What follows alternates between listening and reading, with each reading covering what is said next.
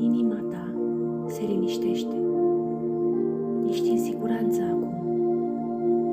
Ești acasă, în tine. În fața ta apare o fetiță, mică, sensibilă, cu ochii mari. Ea ești tu. Tu, cea care a avut curajul să iubești, chiar și când ți-a fost frică. Apropie-te de ea, întinde brațele, spune-i: te văd, te iubesc, îți promit că nu te voi mai abandona niciodată.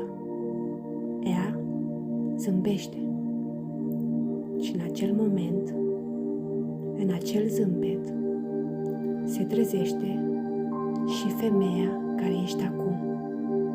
O femeie care nu mai cere iubire, o primește din plin, din interior, cu demnitate, cu liniște, cu încredere.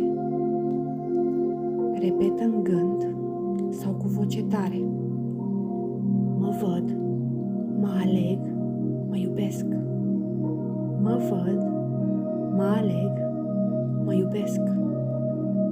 Rămâi cu acest sentiment cald în inimă.